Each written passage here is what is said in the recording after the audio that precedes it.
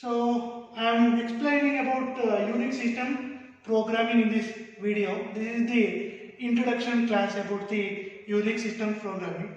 First of all, you should understand what is the Unix. So Unix is the operating system. It is a operating system that is developed in C programming language. Now you can ask a question.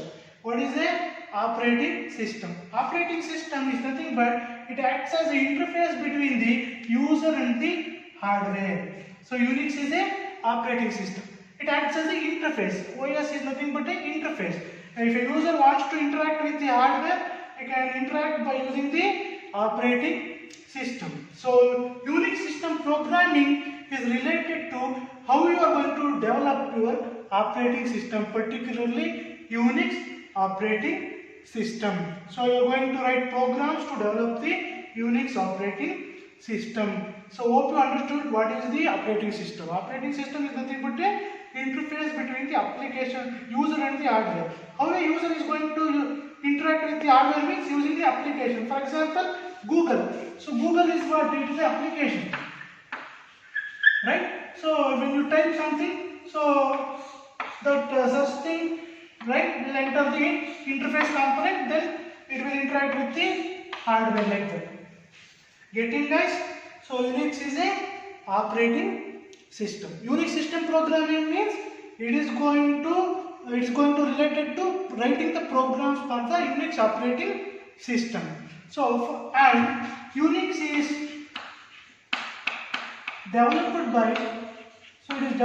by Ken Thompson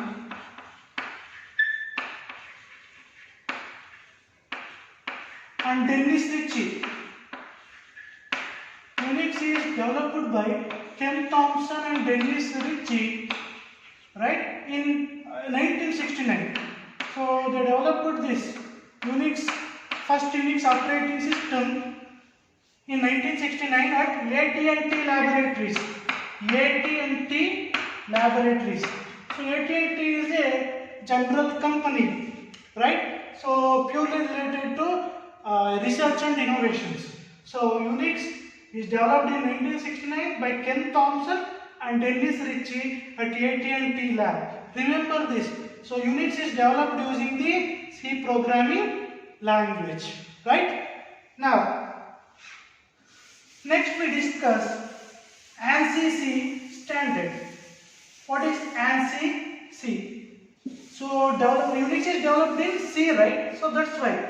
So earlier in C, when C was invented, first one is KRNC and the next one is ANSI C. So you should understand the difference here. So Unix earlier, what I told, the Unix operating system, it was developed by using the KRNC.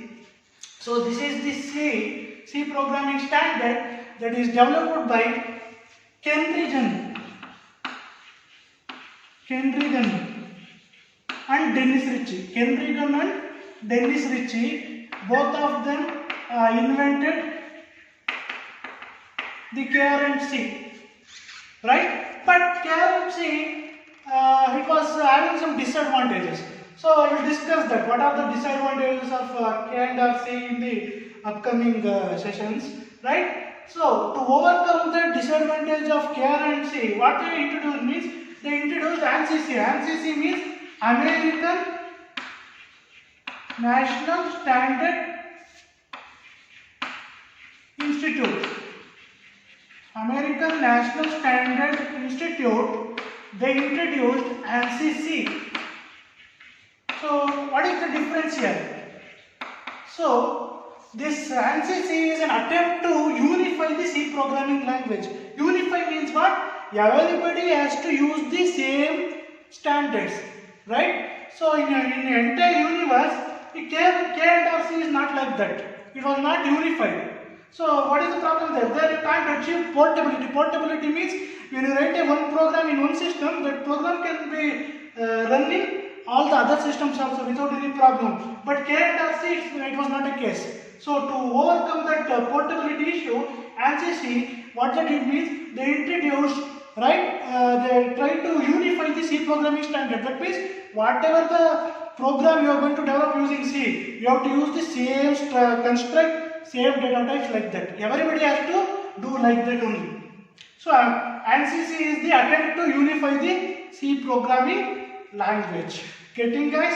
And one more important thing, ANSYS was introduced in 1969. I think Unix was the first Unix was developed using K&RC in 1989, but ANSYS was introduced in 1969, right?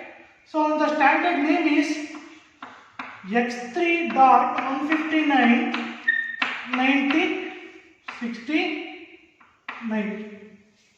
Sorry, this is 1989, I think. 1989. This is the standard name. So this is the standard name. So now, what is the difference between ANSYS and KRNC? I told you, right? KRNC as having some disadvantages, right? The disadvantages was overcome by ANSYS. Now we will discuss that,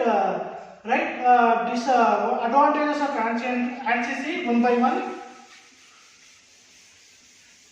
Hope you understood the concept. Suppose if you have any doubts, please you can ping me, right? I will clarify your doubts. And I am going to do the separate session also. Right. So why we have to prefer ANSYS instead of K&RC?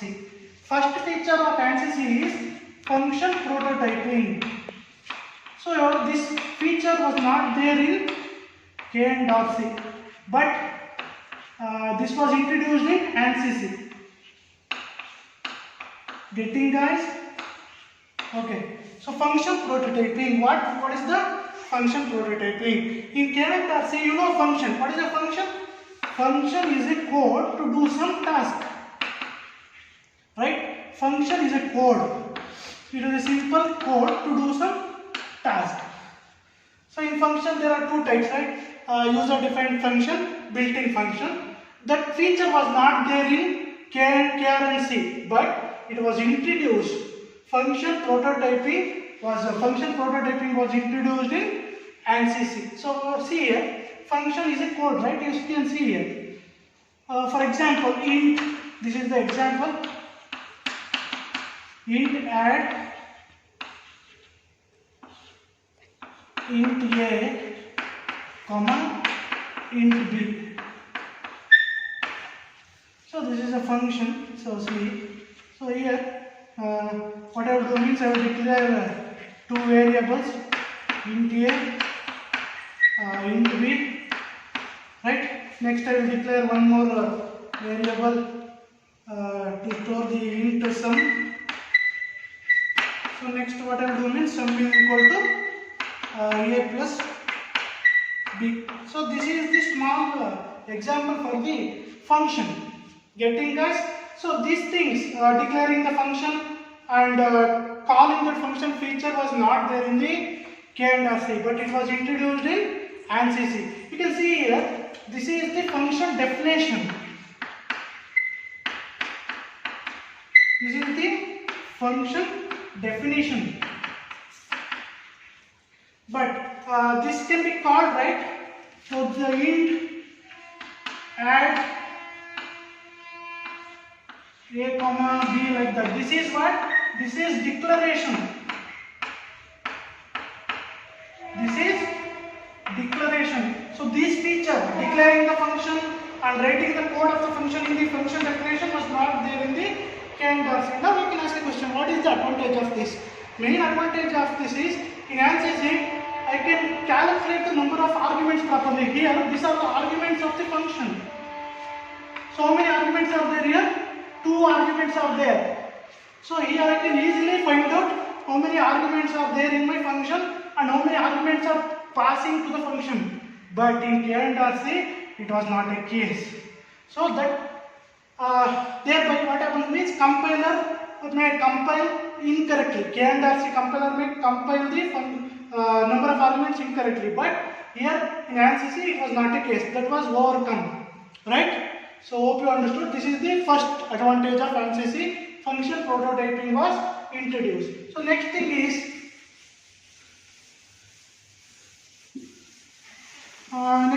support of constant and volatile data qualifiers. So constant and volatile data qualifiers. So see here, constant and volatile data qualifiers were introduced in ANSYS. This feature was not there in the K&RC. They introduced this constant and volatile in ANSYS. What is the difference? Constant means, you know that constant A, for example. So the value of the A is not going to be changed. You can't change the value of A. You can't change the value of A. Constant means, so the value can't be changed. This feature was introduced in ANSYS. Next, volatile. For example, volatile char C. So here volatile means what? Here for what happens means, volatile means it's not going to delete the value. This value of C will remain until the program execution is finished. For example, see here, char C is equal to 0 into 777. Volatile CH is equal to port. So you can see here, the second statement CH is there, right? It is not going to be deleted because I declared it as volatile. So my compiler will come to know that this is the volatile data type. I have to keep it till the last instruction, right? Otherwise, if you won't declare it as volatile, it's not going to keep it. It is going to assume that it is a redundant data. Redundant means it's a duplicate data, and it is going to remove it. That's all, right? This is the second feature. Volatile and constant were introduced. And the next thing, internalization and wide characters. See here, wide characters. Wide characters and internationalization.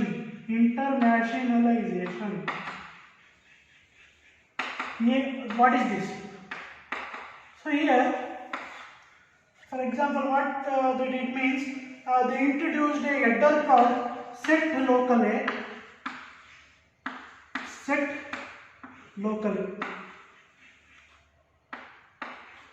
Right? Set locally. For example, see here, char set locally int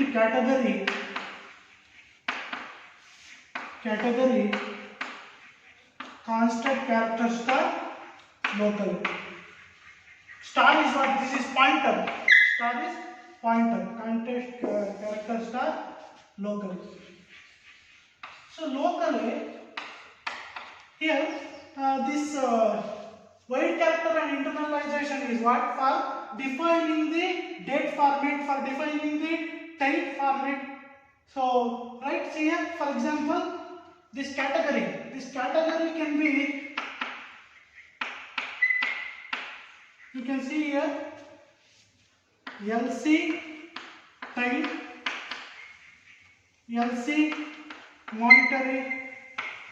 I will explain, don't worry. Next, LC, this is LC means what? Locally header. This is LC numeric